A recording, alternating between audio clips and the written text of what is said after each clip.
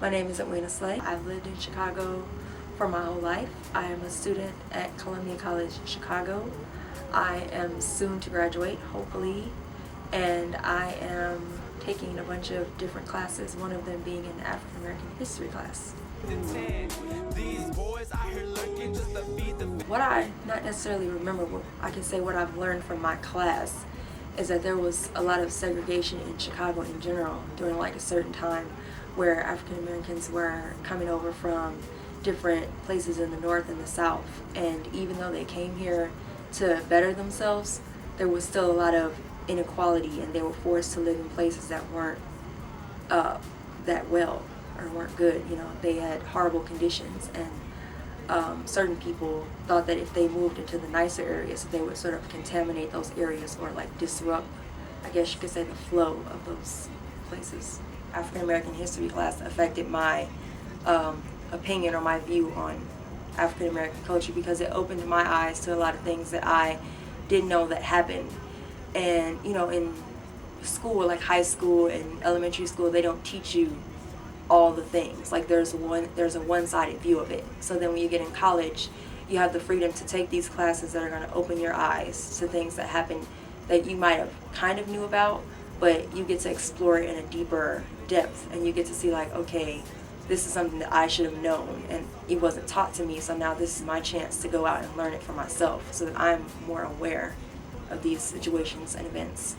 Well, for me, one of the things that I would consider the lowest point for Black people is just how they view themselves and how they view the communities that they live in, as far as how the communities look and how they treat the community, as far as like, instead of throwing your trash down on the ground, you would find a garbage can and throw it away, and you would encourage other people to do the same thing and have like groups that would go around and clean up certain areas to make them look nice so that people have a more positive outlook on where they live. I guess they don't care because I don't think that they see a point of changing it, and they probably don't see anything wrong with it. They're like, they go outside and it looks horrible, but that's okay to them because there's nothing wrong with that. That's just normal. They see that every day, and it's like, okay, it's just another bag on the street, or it's just another alcohol container on the ground, or glass from a broken windshield. Like, that's not anything that they don't see, or they don't see that it needs to be changed, and that's probably not something that's important to them. So they probably just don't, you know, if it's not important to them, then they're not going to try to change it. Positive thing that I would say that I feel about Black people is that we kind of sort of stick together. Not all of us, but for the most part, if there's anything that happens to somebody, we kind of like band together for a cause to sort of rectify. If there's a negative thing that happened, we kind of sort of work together to make the impression of our people not so negative and not bad. I think the media, for the most part, doesn't portray us very well. And there are like people that they stereotypically classify us with. If there's one person that does something bad, then they just lump us all in the same group. But there's actually positive African American people who are doing things to change that. But a con would be just that, okay, if there's like a rapper or an artist, they do something that might not be considered good, they're like, oh, okay, this is how they all act, or they all go out and do these things. Somebody, they're like out and about and they say a bad word, or they call somebody a name, or they make a statement that would be degrading to another culture or another ethnicity or gender or whatever the case would be. They say something that's not positive, and then the media would say, okay, well, they hate this race or they hate that person because they made that statement. But that's not everybody's view. How one person sees somebody or a group or a thing is not how we all see it. And they kind of just put us all in the same, like, oh, that's how they all think. Like, you can be independent and do your own thing, and you can stray from what's the norm of your culture or whatever it may be, religion.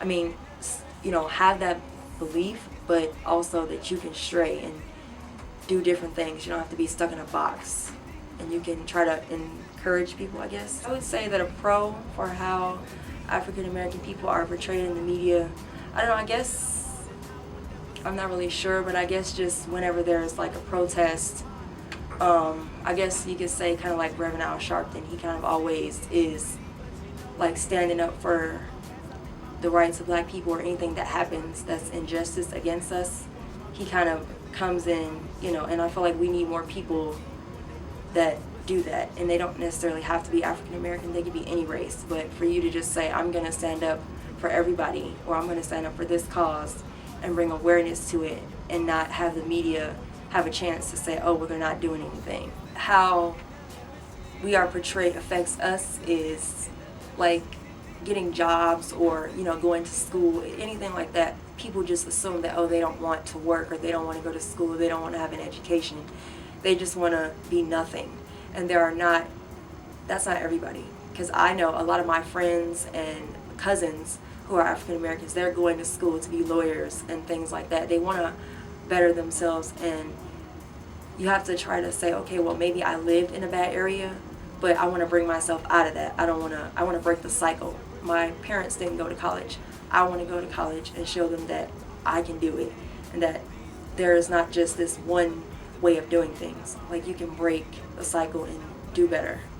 Well, the one thing that I would change is where I live. As I said before, people don't care about the area and how it looks, and I feel that if I could change just people's opinion on where they live, and just getting them to understand that the area where you live doesn't have to look trashy. Like, it can look nice, and everybody can come together and make this place somewhere that people would want to, like, you would want to go outside and just sit, or you would want to go to the park and hang out and not have to see garbage on the ground, or just, it would be safe, and it wouldn't be a lot of killing and things like that. It would be a place where kids can grow up and not have to worry about, oh, am I going to be able to advance to the next grade because my neighborhood is so bad that I can't even go outside, or I can't ride my bike, stuff like that. Because I didn't get to do that when I was a kid in my neighborhood, just because I didn't have a lot of friends, but it wasn't, that good. When I got older, like, I saw a lot of the younger people who were, like, in the area, like girls, and I was just like,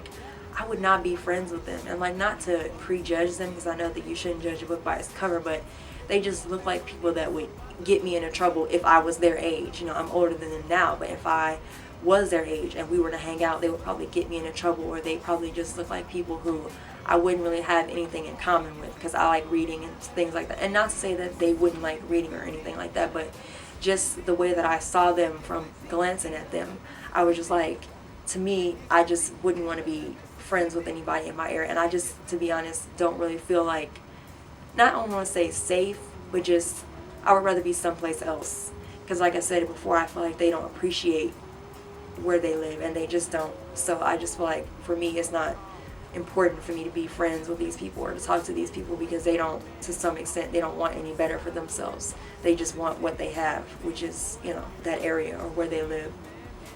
I feel like if there were, in my opinion, in my neighborhood, if there were more older people, then they would be the ones to say, to the young people, you don't have to do this. It could be a better way of doing things. And I feel like that those people, they just have more wisdom because they've lived longer. So they're able to say, well, this is what I went through.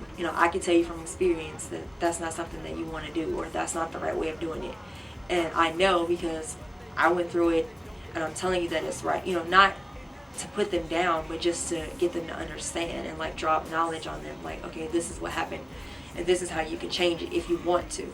I feel like in today's society, people don't really want to reprimand their children, but in the olden days, like, you would hear your grandparents or your parents saying, like, if I did something bad, I would get in trouble, like, I would get beat. Like, you had to be home before the street lights came on, all that type of stuff. And nowadays, kids, they're more or less free to do whatever they want. They can go wherever they want. They can be out by themselves.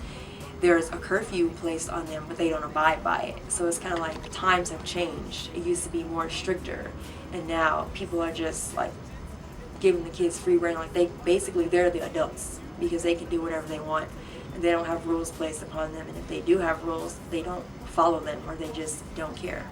It's affecting the black community because you have parents that it's either they don't know what to do, or they just don't care because they're not involved in their children's education, or they're not trying to teach them that you can go further. Like, there's more than just what you're doing right now. There's always something else that you can do. Like, and with me personally, like, I feel like after I graduate from college, I want to go back to school. And I feel like a lot of people, especially maybe you could say African Americans, they don't teach their children that, okay, go to college, but do something after that. And even if you don't, like, expand on what you've already done to make yourself better, because there's always more that you can learn.